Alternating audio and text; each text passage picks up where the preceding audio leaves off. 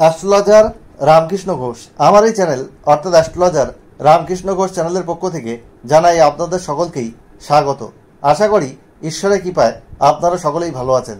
আমি বিভিন্ন রাশির মাসিক রাশিফল নিয়ে আলোচনা করছিলাম। আজকে আমার আলোচনা বিশ্বরাশির কয়েকটি ভবিষ্যৎবাণী, যা 100% সত্যি হবেই। জুলাই 2024 বিশ্বরাশির স্বাস্থ্য কেমন যাবে, তাদের শিক্ষা, প্রাথমিক শিক্ষা, কলেজ বিদ্যা, উচ্চশিক্ষা কেমন হবে, তাদের কর্ম, চাকরি বা ব্যবসা কেমন হবে, তাদের প্রেম ও দাম্পত্য সম্পর্ক কেমন হবে, তাদের অর্থভাগ্য কেমন হবে এবং তাদের সঞ্চয় কেমন হবে, ব্যয় কেমন হবে, তাদের ওভারঅল ভাগ্য কেমন হবে। এবং এই ভিডিওর শেষে আমি কিন্তু আপনাদেরকে এই যে আপনাদের বিশ্বরাশির যে সমস্যা রয়েছে সেই সমস্যা থেকে বেরিয়ে আসার জন্য কী রেমেডি রয়েছে সেটা আলোচনা করি। তাই আপনাদের কাছে অনুরোধ, ভিডিওটি কেটে কেটে দেখবেন না, শেষ পর্যন্ত দেখবেন, তাহলে কিন্তু পরিপূর্ণ আলোচনা পাবেন। আর ভালো লাগলে অবশ্যই ভিডিওটিতে লাইক, কমেন্ট, সাবস্ক্রাইব, শেয়ার করে সবাইকে দেখার সুযোগ করে দিন এবং বেল আইকনে প্রেস করে রাখুন, যাতে নতুন ভিডিও আপলোড হওয়ার সাথে সাথে আপনাদের কাছে নোটিফিকেশান পৌঁছায়। যাই হোক, বিশ্বরাশি হচ্ছে কালপুরুষের দ্বিতীয় রাশি। এই রাশির অধিপতি গ্রহ শুক্র, আর এই রাশিতে চন্দ্র উচ্চস্থ হয়। তাহলে রাশিচক্রে যতগুলো রাশি রয়েছে, বিশ্বরাশি, সিংহ রাশি, মকর রাশি, এগুলো কিন্তু পজিটিভ রাশি।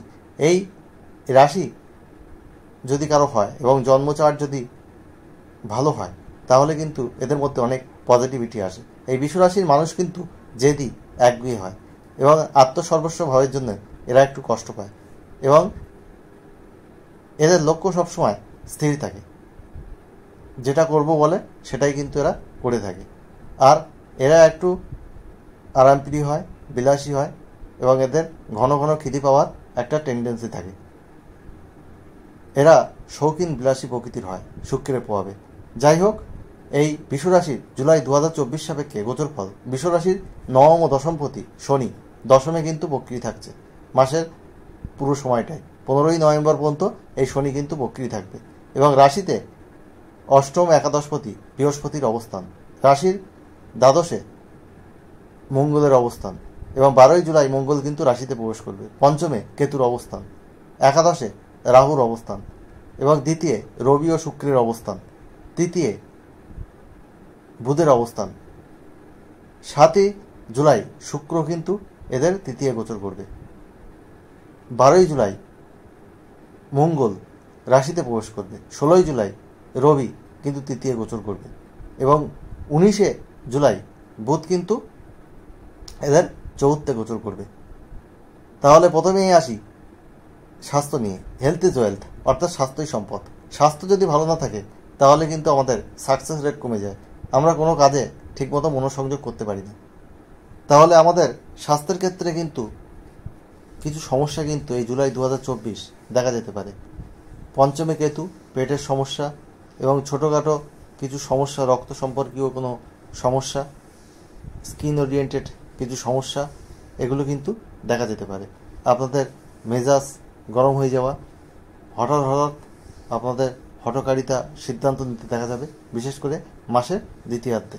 নিয়মিত এক্সারসাইজ, যোগব্যায়াম, ধ্যান করা, মেডিটেশন, এগুলো কিন্তু প্রয়োজন রয়েছে এবং নিয়মিত খাদ্যাভ্যাস করার দরকার রয়েছে। তাহলে স্বাস্থ্য অনেকটা বেটার হবে।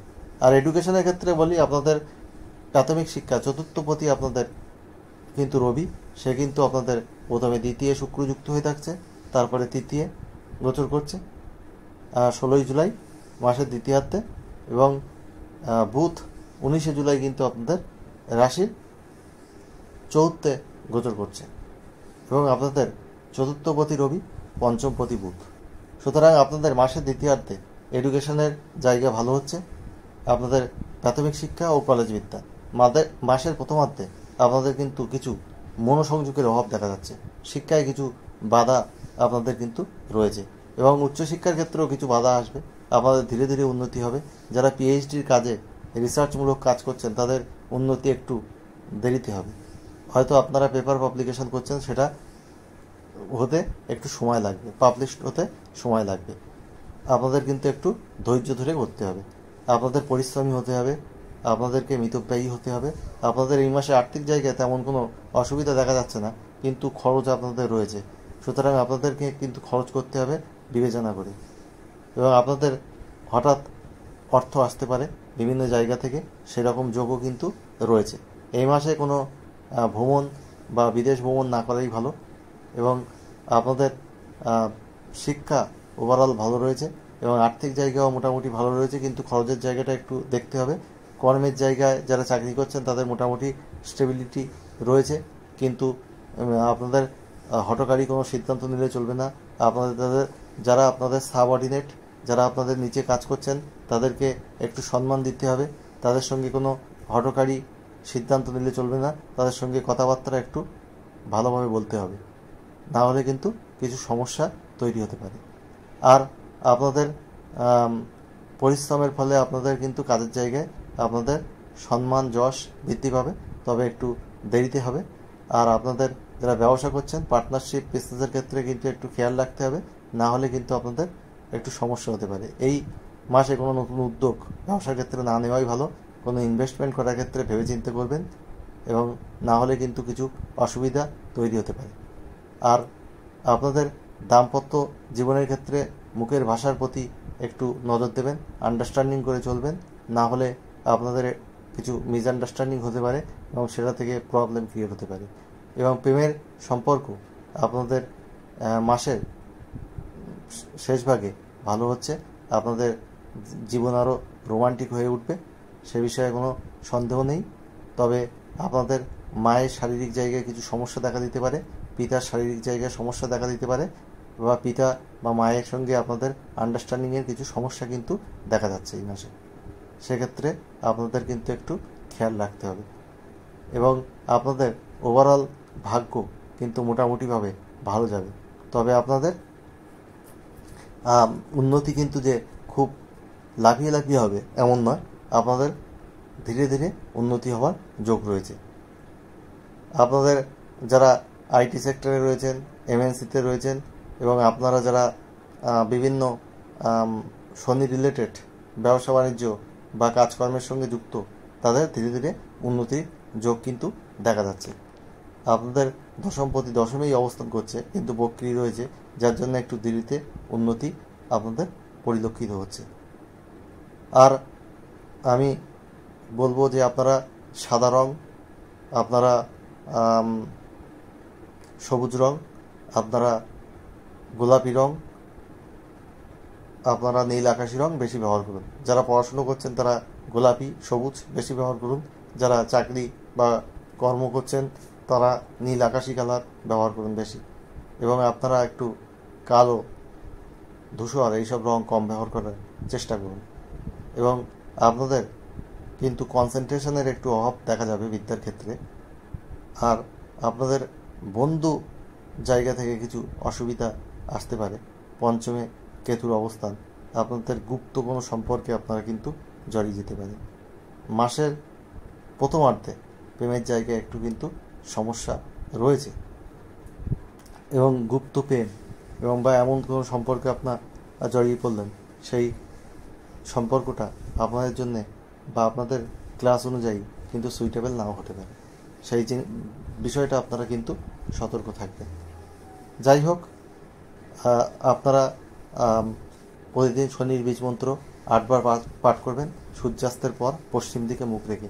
ওং প্রাম প্রিম প্রোম শনিশ্চরায় নমঃ। আর আপনারা মঙ্গলের বীজ মন্ত্র প্রতিদিন পাঠ করুন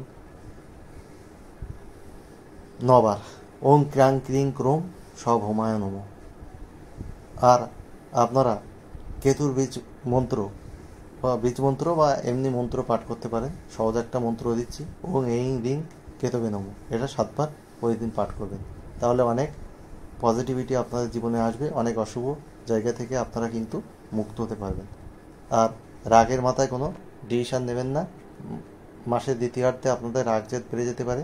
রাগের মাথায় কোনো ডিসিশান নিলে সেই ডিসিশান কিন্তু আপনাদের ভুল হতে পারে।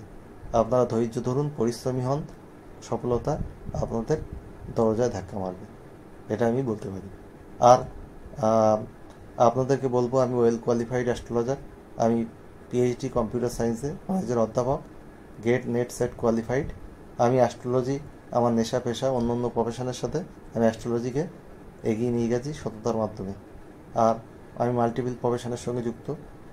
এই আমার সাথে পরিচয় হলে বুঝবেন আমি কতটা সততার মাধ্যমে এটা এগিয়ে নিয়ে গেছি। আর ফ্রিতে একটা কোশ্চেন আমাকে হোয়াটসঅ্যাপে করতে পারেন, ডেট অফ বার্থ টাইম দিয়ে, ফার্স্ট কাম ফার্স্ট সার্ভ বেসিসে আমি এই সার্ভিস প্রোভাইড করি। আমাকে বারবার ফোন করে বিরক্ত করার প্রয়োজন নেই, আপনাদেরকে একটু ওয়েট করতে হবে। আমি একটা কোশ্চেনের আনসার আপনাদেরকে অবশ্যই দিয়ে দেবো। আর এছাড়া ডিটেল হরস্কোপ করে নিতে পারেন অনলাইনে বা অফলাইনে।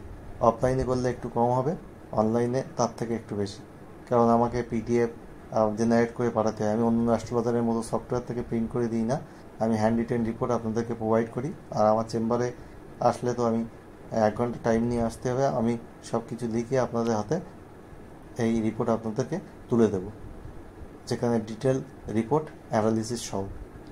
যাই হোক, আপনাদের ভালো লাগলে অবশ্যই চ্যানেলটি সাবস্ক্রাইব করবেন। সব বিশ্বরাশির মানুষের জীবন সুখ সমৃদ্ধি আনন্দে ভরে উঠুক, ঈশ্বরের কাছে এই প্রার্থনা করে আজ এখানে শেষ করছি। আবার খুব তাড়াতাড়ি নতুন আলোচনা নিয়ে আমি আপনাদের সামনে হাজির হব। আপনারা সবাই ভালো থাকুন, এটাই